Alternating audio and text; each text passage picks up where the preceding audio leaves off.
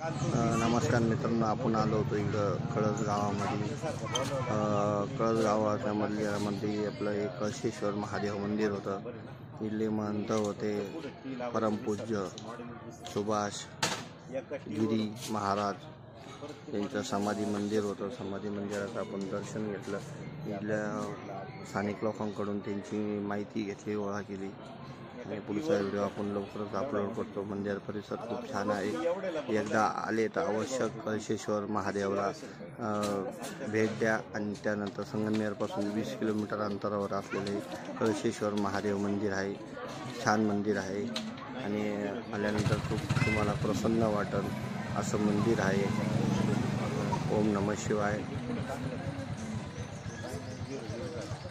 हर हर महादेव, शिवशंकर शंभो, कपालेश्वर महादेव की जय. गंगा गोदावरी माता की जय, माता पार्वती की जय.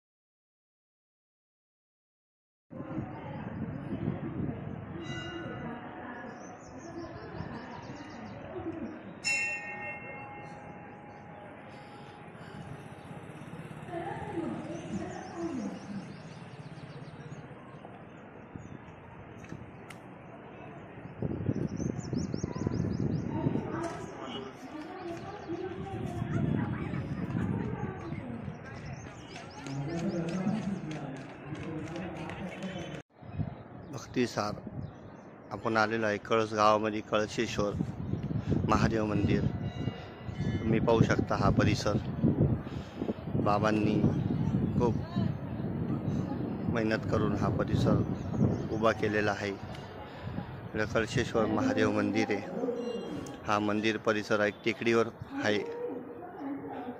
दत्ताचं पण मंदिर आहे. इकडं जय माताजी पण मंदिर आहे.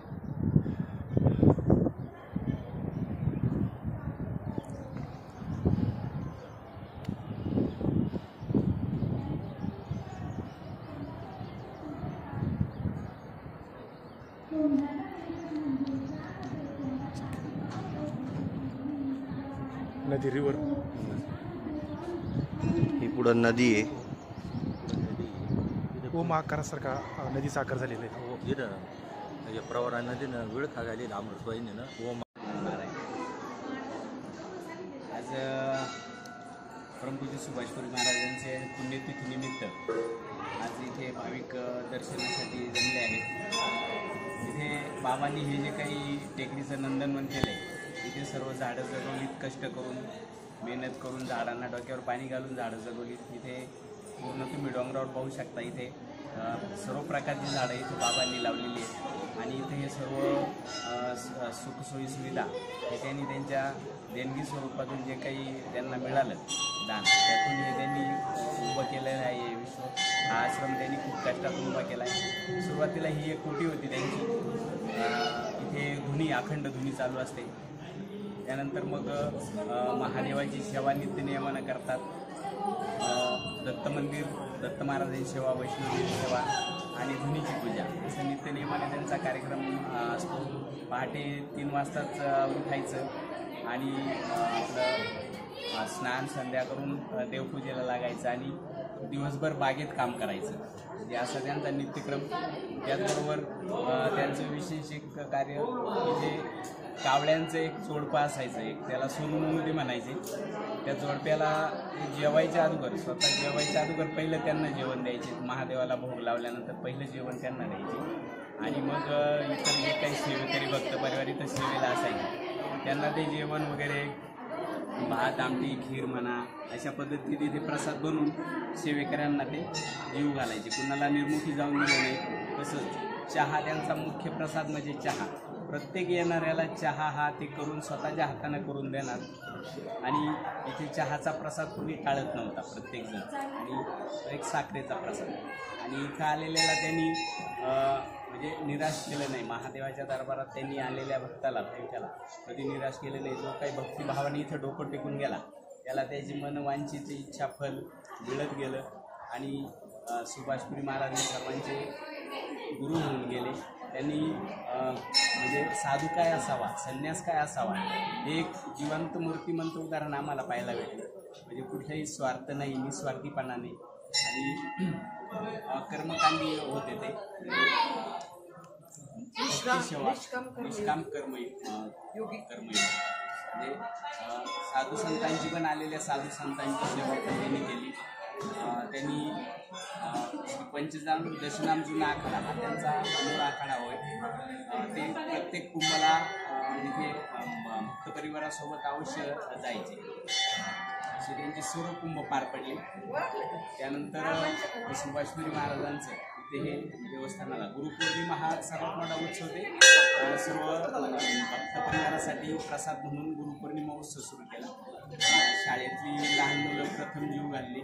त्यानंतर इतर भक्त परिवाराला असा गुरुपौर्णिमेचा उत्सव इथे होतो. त्यानंतर दत्त जयंती होतो आणि नवरात्र उत्सव पण साजरा होतो. आणि इथे महादेवाची चैत्र महिन्यात यात्रा भरते. इथून पायी कावड शिखर शिंगणापूर इथे जाते. इथून पायी परत भाविक लोक इथे येतात आणि इथे यात्रा भरते आणि प्रसाद वाटप आंबील वगैरे याचा प्रसाद वाटप आणि यात्रेचं इथे सांगता होते. असं हे देवालय देवस्थान परंतु सुभाषपुरी महाराज आश्रम इथं हा एक संन्यासाच्या रूपाने उभा राहिला आणि इथं जिल्ह्यातून नव्हे बाहेरची लोक पण इथे दर्शनाला येत असतात. आणि इथे गुरुस्थान म्हणून परमपूज्य सुभाषपुरी महाराज यांना मानलं जातं. पूर्ण राज्यभर त्यांना मानलं जातं. ओम नमः.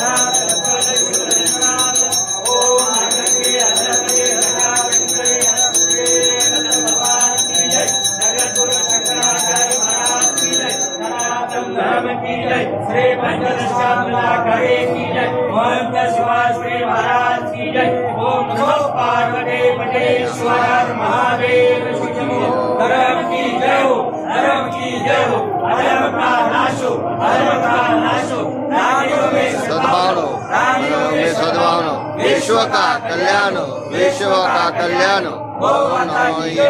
गो माता की जय, गंगा माता की जय, गंगा माता की जय, माता की जय, माता की जय, भारत माता की जय, भारत माता की जय. ओम नमो सुभाषपुरी महाराज की जय, बळेश्वर भगवान की जय.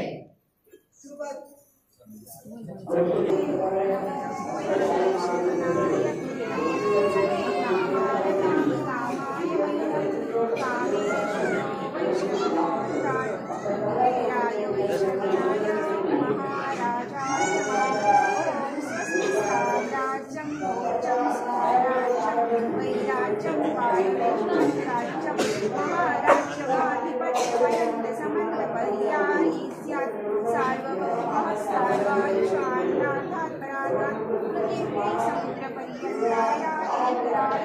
तदप्रेषश्लोको अभिधीतो तप्तनिवेष्टारो तस्यावसङ्गरे आविच्छितशतामग्रे ओम एकगणिताय विद्महे वक्रतुण्डाय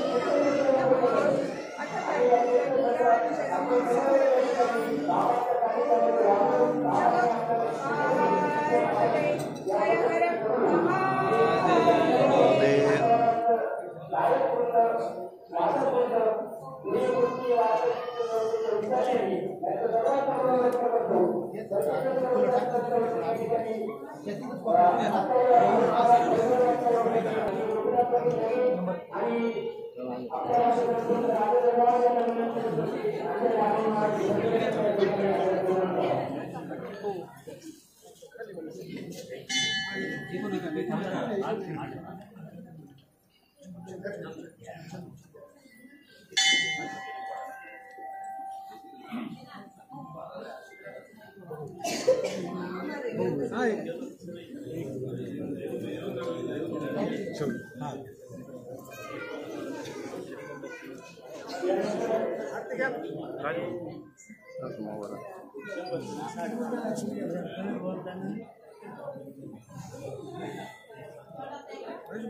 घेतली परत घेतो भावना तेवढं कमी फक्त एवढं बोलू शकतो महंत सुभाषपुरी महाराज की जय ओम नमो नारायण ओके बाबा सुभाषपुरी भगवान की जय महंत सुभाषपुरी महाराज की जय कलशेश्वर भगवान की जय ओम नमो नारायण. आमचे काही शब्द महंत सुभाषपुरी महाराज सुरुवातीच्या काळजी झालेले कुटीचे त्यांनी स्थापना केली व ही दोन्ही जशी आली तशी त्यांनी सुरुवात झाली त्याच्याकडेची सुरुवात प्रगतीला आणि अनेक गोष्टी सरपंच संपलं अनेक गोष्टीनं सुरुवात झाली याची जेवढे 36 वर्षापासून ही दोन्ही 36 वर्षापासून ज्वलंत आहे आणि इथं खूप दिवसापासून ही दोन्ही अशीच प्रज्वलित होत आहे कधीही खंडत नाही. कलशेश्वर महादेव मंदिर आहे कळस गावामधलं आपण आलं नाशिक करून मंदिराचा परिसर नंदी महाराज आहे.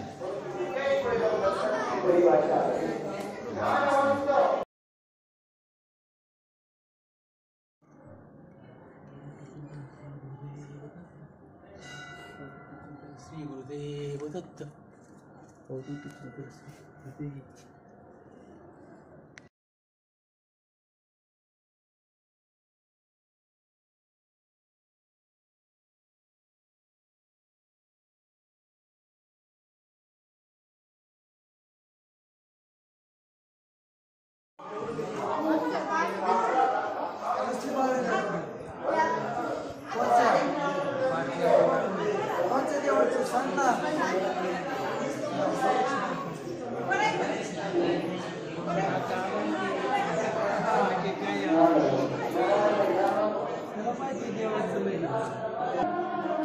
ही नाथांची धुनी आहे धुनी पेटेल आहे बघू शकता कौलाचं जुनी धुनी मंदिर आहे.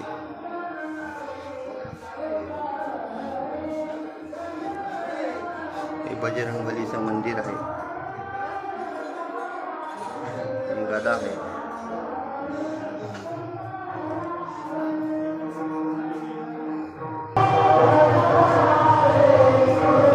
मठ अधिपती श्री महामंडळ जोशी नंद महाराज.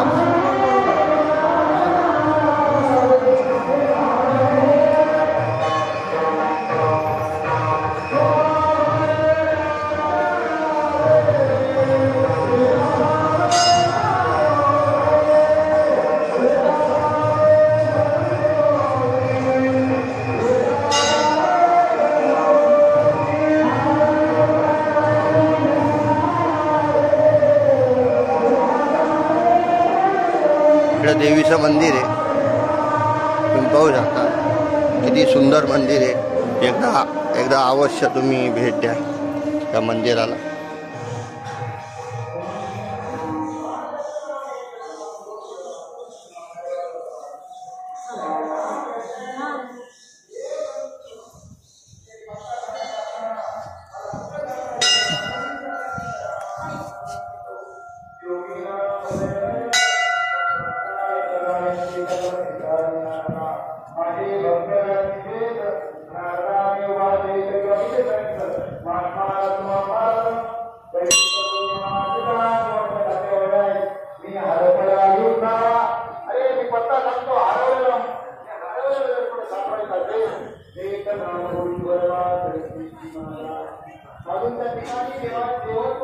सुभाषपुरी महाराज हे आमच्या गावचे एक डगे म्हणून ग्रस्त होते. त्यांना ते नाशिकला भेटले, त्र्यंबकेश्वरमध्ये भेटले. त्यांनी बाबांना इथे यायचं निमंत्रण दिलं. 82 साली परंतु सुभाषपुरी महाराज इथं आले. ते ज्यावेळेस इथं आले त्यावेळेस जे समोर आपण शंकराचं मंदिर बघतोय त्याच्या पाठीमागून 2 फूट जागा आणि पुढच्या बाजून 2 फूट जागा. आत्ता आपण इथं प्रचंड मोठा खोलखड्डा होता. त्यांनी स्वतः बाबा शिकलेले नव्हते, ते अंगठ्या द्यायचे, परंतु बाबा BBC न्यूज सोडून काहीच ऐकत नव्हते. त्यांचा रेडिओ असायचा, रेडिओ रात्रंदिवस चालू असायचा, त्याच्यावरती सतत हिंदी आणि इंग्लिश बातम्या चालायच्या. बाबांचा ह्या भारत देशाचा इतका प्रचंड अभ्यास होता का भारताची हिस्ट्री आणि जॉग्रफी एखाद्या PhD केलेल्या प्राध्यापकाला माहीत नसेल इतकी बाबांची प्रचंड पाठ होती. त्यांनी कैक वर्ष त्यांनी पायी भ्रमंती केली. उत्तराखंड असेल किंवा सगळं जे देवभूमी असेल ती बाबांची सगळी पाठ होती. त्याच्यातले बाबा बद्रीनाथ, केदारनाथ याचा उल्लेख करून ते बाबांना भक्तांना प्रबोधन करताना भारताची हिस्ट्री आणि जॉग्रफी सगळी सांगायची. बाबांचं अध्यात्मावरती प्रचंड असं अभ्यास होता. त्यांनी इथं आल्यानंतर इथून 165 फूट नदी खोल आहे. पहाटे 3 वाजता ते उठायचे. 165 फुलं, 2 हातामध्ये 2 बादल्या, डोक्यावरती 2 हंडे घेऊन ते पहिले महादेवाला अभिषेक करायचे. पहाटे 3:30 वाजता देवाची सेवा करायची. त्याच्यानंतर जे भाविक भक्ती यायचे त्यांच्यासाठी ते नदीवरून पाणी आणून भरायचे. पाण्याची सुविधा करायची भक्तांसाठी. अशा पद्धतीने कष्ट करता त्यांनी एवढा प्रचंड हा परिसर हिरवागार केला. पूर्वी या टेकडीचा उपयोग हे गावचे लोक फक्त प्रातिनिधीसाठी करायचे, त्याच्यापेक्षा काहीच नाही. दर्शनाला कोणी येत नव्हतं. परंतु इथं आल्यावरती बाबांनी याचं देवभूमी केली. हे जे काही सगळं बांधकाम केलं इथं कुठलाही इंजिनियर नव्हता. इंजिनियरचं बाबांचं कधीच पटलं नाही. परंतु हे सगळं बाबांनी स्वतःची बुद्धी वापरून हे सगळं उभं केलं आणि स्वकष्टाने घेतले. पाया याचा पाया, या मंदिराचा पाया, सभामंडपाचा पाया त्यांनी स्वतः खोदला. खाली जे डोंगर होते त्या डोंगरामध्ये जाऊन त्यांनी स्वतः कष्ट केले. ते दगड फोडले. दगड फोडून त्यांनी खाली सगळी सृष्टी उभी केली. आज इथेला इथं 3 कार्यक्रम होतात. बाबांनी 82 साली पहिले गुरुपौर्णिमोत्सव सुरू केला. आज जवळपास दरवर्षी गुरुपौर्णिमेला 15 ते 20 हजार भाविक भक्त येत असतात. 15 ते 20 हजार भक्तांचा महाप्रसाद असतो. बाबांचा नित्यक्रम होता तर रोज सकाळी पहाटे 3 वाजता उठायचं. 3 वाजता उठून शंकराची सेवा, दत्ताची सेवा, वैष्णवदेवीची सेवा, त्यांनी आतमध्ये गुरु महाराजांची सेवा, ही सगळी सेवा करायची. आणि रोज पहाटे शंख वाजला की गाव समजून जायचं का पहाटे 5 वाजले. संध्याकाळी आरती सुरू झाली का लोक समजून जायचे की संध्याकाळची 7 वाजली. पहाटे 5चा आणि संध्याकाळी 7चा हा त्यांचा नियम होता. त्याच्यात कुठेही खंड पडला नाही. घड्याळ इकडे तिकडे होईल पण बाबांचा शंख येत होत ना. बाबांच्या नंतर हे गावचे पोलीस पाटील यांनी मंदिराच्या सेवेची धुरा यांनी सांभाळली. त्याच्यानंतर बाबांची इच्छा होती म्हणून इथं आता ट्रस्ट निर्माण केलं गेलं. पण आजही इथं पैसे देऊन कोणीही सेवा करत नाही. इथं जी सगळी स्वच्छता पाहते टापटे पाहता पहाटे 5-4:30 वाजल्यापासून आजही बाबांचे जे भक्त आहेत, तरुण भक्त आहेत, तरुण मुलं आहेत, हे सगळे येतात. आता हा बाबा गेल्यापासून अखंडपणे रोज फुलांच्या 3 पिशव्या स्वतःच्या पदर जायचा, स्वतःचा वेळ घालवायचा, रोज ते फुलं तोडायचे आणि ते ताजे फुलं इथं मंदिरात आणायचे. अशी सेवा करायची. सगळे सेवेकरी आहेत. पहाटे 5 वाजता येऊन कोण झाडून जातं, कोण स्वच्छता करून जातं, कोणाला काही कळत नाही. पण इथं स्वच्छता आणि ही परिपूर्ण होते. इथं 3 कार्यक्रम केले जातात. इथं गुरुपौर्णिमेचा एक मोठा कार्यक्रम होतो. त्याच्यानंतर दत्त जयंती होती आणि तिसरी आता बाबांची पुण्यतिथी होती. आणि नवरात्रामध्ये 9 दिवस इथं कन्यापूजन होतं. छोट्या छोट्या मुलींचं कन्यापूजन होतं. 9 दिवस जेवणाचा महाप्रसाद, 9 दिवस जेवण होतं. शेवटच्या 10व्या दिवशी महाप्रसाद होतो. तसेच इथून एक 100 वर्षापूर्वीची परंपरा आहे. इथून लोक 500 किलोमीटर पायी शिखर शिंगणापूर कावड घेऊन जातात. त्याच्यामध्ये किमान या गावचे 400-500 मुलं जातात. तिकून ती कावड तिकून परत पायी येतात आणि त्यावर्षी चैत्र पौर्णिमेला इथं मोठी यात्रा भरते. भाविकांना काय सांगितलं तुम्ही इकडे येण्याबद्दल? भाविकांना तुम्ही या इथल्या आपल्या चॅनलच्या माध्यमातून ह्या चॅनलच्या माध्यमातून मी सांगतो का भाविकांनी इथे यावं. इथला परिसर, इथली शांतता आणि बाबांचा इथं असलेल्या अनुभूतीचा लाभ घ्यावा अशी मी. आपल्या चॅनलचं नाव जय जनार्दन आपलं चॅनल आहे. जय जनार्दन आपल्या चॅनल इथं आले, त्यांनी आमच्या मंदिराबद्दल माहिती घेतली, त्यामुळे जय जनार्दन चॅनलचे धन्यवाद. तुम्ही काय सांगणार भाविकांना 2 शब्द? सर्व भाविकांनी ना बाबांच्या अनुभूतीचा इथे येऊन लाभ घ्यावा आणि याचे देवदर्शन करून जावे. तसंच गुरुपौर्णिमेला मोठा उत्सव असतो. गुरुपौर्णिमेला व पुण्यतिथीला सर्व भाविकांनी यावे. गुरुपौर्णिमा खूप मोठी असते. 15-16 हजार लोकांचा महाप्रसाद असतो. तरी त्या महाप्रसादाला भाविकांनी जरूर यावं. ओके, धन्यवाद.